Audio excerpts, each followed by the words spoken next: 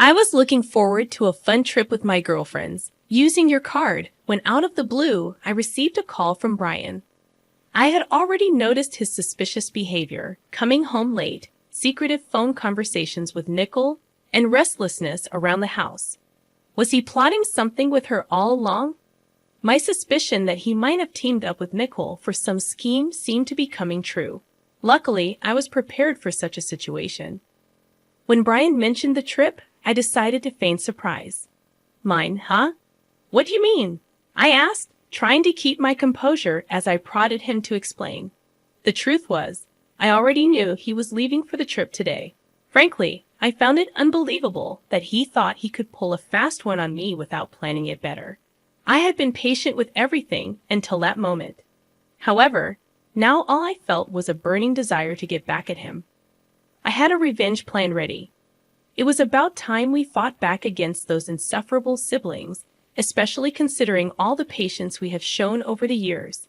I hoped they were enjoying their trip, completely unaware that one of their fellow travelers was on my side. My name is Pamela Smith, and I'm 33 years old, living with my husband Brian. I started working at my current company right after high school and climbed the corporate ladder through hard work and determination. Having acquired several certifications and a proven track record, I earned my position as a lead at the young age of 21. Despite my relative youth, I was Brian's superior at work. I was tasked with training Brian and two others when they joined the company. Despite being close in age, I was their supervisor. Brian often complimented my dedication and ambition. Over time, our professional relationship turned into a romantic one. Despite my initial reservations, I fell for him, and our relationship became typical: dinners, drives, and eventually moving in together.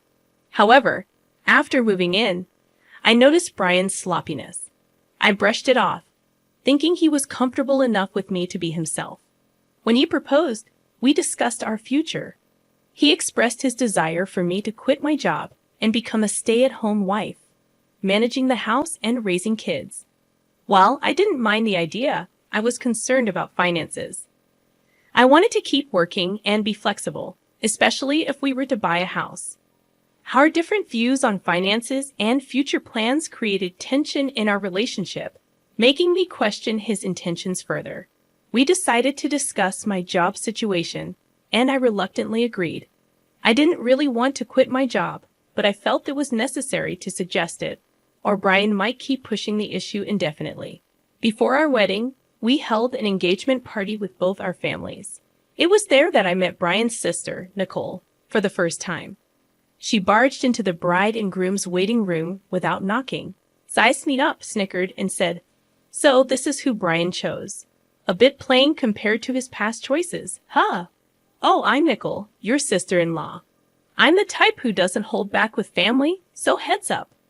I stammered, I'm Pamela. Nice to meet you," as Nicole waved her hand dismissively and left the room. Her upfront attitude left me stunned, but it became clear that Nicole was quite the character.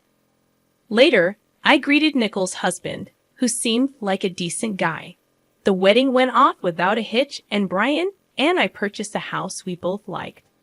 With the prospect of a busy life ahead, I put more energy into my work. One ordinary day off, the doorbell unexpectedly rang. Since I was occupied, I asked Brian to answer it. He returned, chatting and laughing, and I found out that Nicole had dropped by. "Pamela, hey there. Brian's doing pretty well, huh? Owning such a big house, good for him. After all, he's my little brother, right?" Nicole remarked. Brian played up his achievements since he probably told his sister that he had bought the house himself. I had contributed to the down payment and mortgage payments, but Brian insisted on having his name on the title. Since we were living together, I thought it didn't matter whose name was on the title, but the way he explained it to his sister annoyed me. I decided to hold my tongue and not make a scene. "I've got some snacks. Brian works really hard, you know," I said, trying to be polite. Nicole commented, "Why does Pamela sound so bossy? She's not the boss or anything." Brian chimed in, "Well, I am Pamela's supervisor at work." Nicole seemed surprised. "Oh, that's right. Did I not mention that? Nicole then took an unexpected turn, saying, when I started the job, Pamela was already a manager. Since she started working right after dropping out of high school, it couldn't be helped. If it were me, I'd surpass her in no time. I was taken aback and replied, wait, you dropped out of high school? You look so serious, and yet you're less accomplished than me. Nicole shrugged it off, saying, is there a problem just because I dropped out of high school? Brian interjected, no, not really. But Pamela, since he didn't graduate from high school, and I'm your sister-in-law, I can ask you for anything, right? I couldn't fathom the logic of their conversation. I asked, that's true, Pamela. Whatever my sister says is the final word. If you refuse, I'll kick you out of the house. I struggled to comprehend the bizarre situation. Why was my lack of a high school diploma suddenly relevant? And why would refusing my sister-in-law's demands lead to eviction? I offered a polite smile and quickly retreated to the kitchen, overhearing Brian's discussion with his sister, which appeared to be a serious one. Afterward, Nicole approached me and said, Pamela, I've got a favor to ask. I need to borrow some money, like $5,000. Please. I couldn't help but react. How is that a little money? That's a lot. What do you need it for anyway?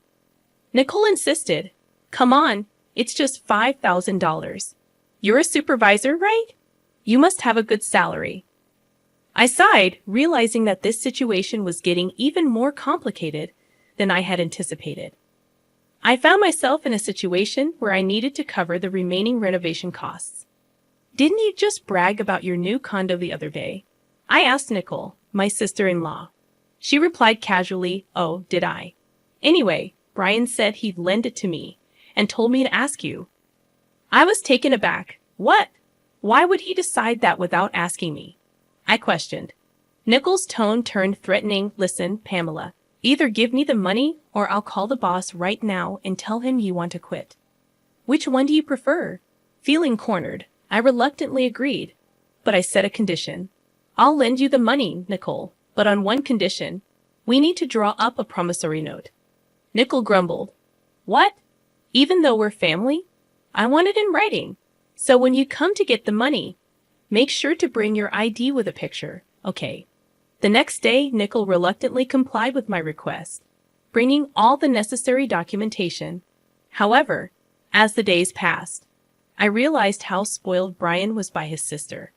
Nicole used the money I lent her to buy designer items, and soon, she started asking for more. Without any hesitation, each time, I made her sign a promissory note. A month later, I received an unexpected promotion at work. I was ecstatic about becoming the department manager, a step closer to my goal of becoming the head manager. I rushed home to share the news with Brian, who had taken the day off. Excitedly, I exclaimed, Brian, guess what? Today, my boss offered me the position of department manager. I've always wanted this, and now I'm getting closer to my goal. Brian's reaction was far from what I expected. He was furious. Wait, what? Pamela, you're getting promoted? I don't understand. Did you accept the offer? Well, yeah, I've told you about my goal before, right? I defended myself, trying to make him understand my perspective. His anger escalated. Hold on. You should have asked for my permission before making such a decision. What were you thinking? Plus, I've told you I wanted you to be a stay-at-home wife, haven't I? How come you're getting promoted and I'm still stuck at the same position? Doesn't that seem odd? Brian made a call, and shortly after, Nicole arrived. Accusing me of stealing Brian's opportunity, she mocked me, saying, I heard you stole Brian's promotion opportunity. What's the big idea? No, I didn't steal anything. At our company, promotions are based on performance. Brian sided with his sister, questioning my competence at my job. Feeling overwhelmed, I tried to resist, but they restrained me. Together, they rummaged through my purse, taking my bank card. Their laughter echoed in my ears as they left. Tears welled up in my eyes. Regret gnawed at my heart. It was clear that I had made a terrible mistake marrying Brian. As the realization dawned on me, I knew I needed to find a good divorce lawyer. That night, Brian didn't come home, and the next day, he shamelessly flaunted the extravagant expenses he had incurred using my money. The situation had reached a breaking point, and I knew I needed to take control of my life once and for all. I clenched my fists, suppressing the urge to snap back at Brian, especially when more employees began pouring into the office. On my way home, I checked my bank account and was shocked to find that $8,000 had been withdrawn. Once I confronted Brian about it, I couldn't contain my frustration. Brian, what were you thinking? Taking out $8,000 for fancy barbecues and luxurious bars. That money is what I had saved from my single days. And now you've spent it without even discussing it with me. His response was infuriating. It's my money, and I've already spent it. Can't do anything about it now, he said dismissively before retreating to the bathroom. In that moment, I made up my mind. I was going to divorce him. Over the following weeks, I consulted a lawyer, and the divorce preparations were underway. Brian's behavior grew even more suspicious. He started coming home late and rushed out of the house on his days off. My suspicions deepened, and I considered hiring a private investigator. Then, I received an unexpected call from Kevin, Nicole's husband, Brian's sister. Kevin was concerned about Nicole's behavior and mentioned that she had been spending a lot of time at Brian's place, leaving home late and sometimes not returning at all. During our conversation, I shared everything that had happened, including the money I had lent to Nicole and Brian's reckless spending.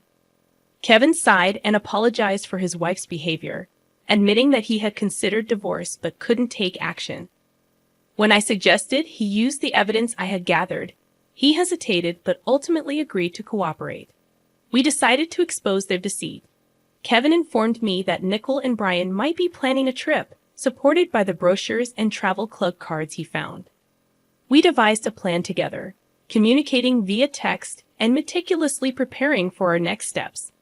2 weeks later, Brian left the house early one morning, thinking he was fooling us all.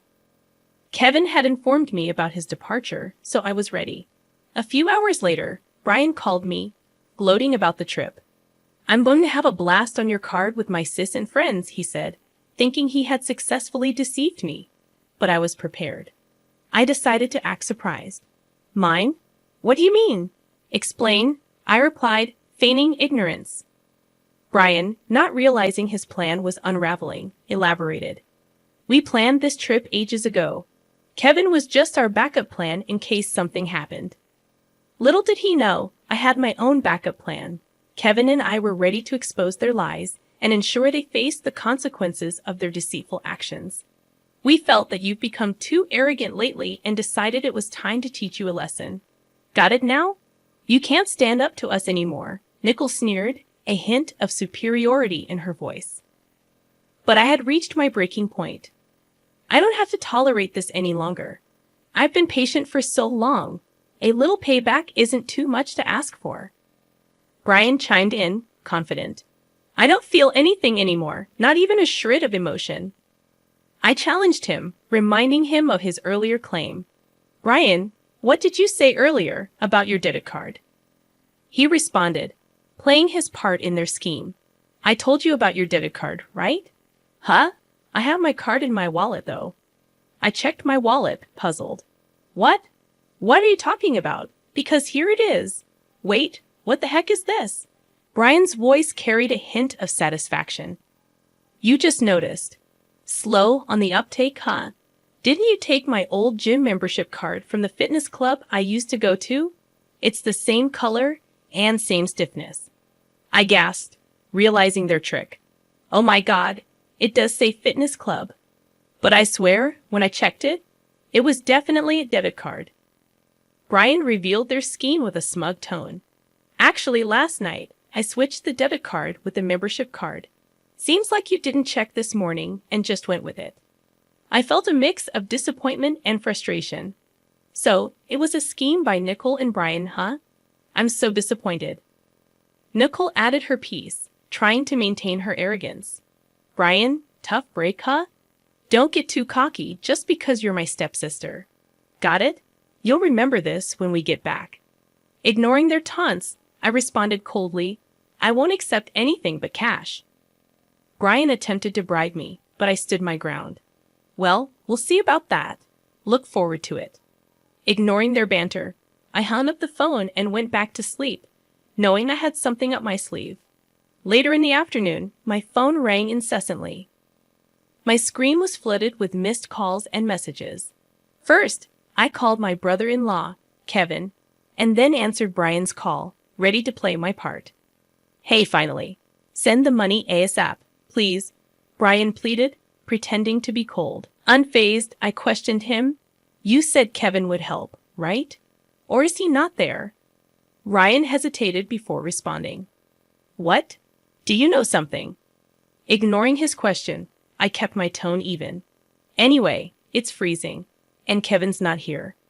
Should I clue you in? I decided to reveal my plan. Since you and Nickel teamed up, Kevin and I did too. Simple, right? Now do you get why I entertained you guys for so long on that first call? To buy time. Brian was taken aback, and Kevin. He hopped on another plane and is coming back here. Feeling triumphant, I hung up the phone once I received confirmation that Kevin had boarded the plane. Got it. What's your deal with my husband, huh? Don't tell me you're wrong. We teamed up to get back at you. Now find your own way back. See you. With that, I hung up on Nicole and Brian. Kevin, my brother-in-law, was on his way back, supporting my plan. As soon as Brian and his group returned, they confronted me, their voices rising in anger. Pamela, what the hell were you thinking? Be prepared to move out, okay? Kevin's with you, isn't he? Why did you even come back first? Unbelievable. Are you okay with me leaving you? Apologize. I commanded them sternly. Shut it and sit down. Kevin, usually calm, shocked Brian and his companion into silence, making them sit down immediately. The lawyer I had called and handed out his business cards to both of them, leaving them dumbfounded. Kevin and I handed them a stack of papers. As they read through them, their faces turned pale. Brian questioned, Wait a minute, this mentions property division. You're not saying it's about divorce, are you? Nicole added, It's written on mine too. Is this about a divorce? What did I do? Divorce has got to be a joke, right? Ignoring their confusion, I declared, I've been recording your daily outbursts, even the call you made from your vacation, Brian. I can't continue like this with you. Brian scoffed. Hold on, are you sure?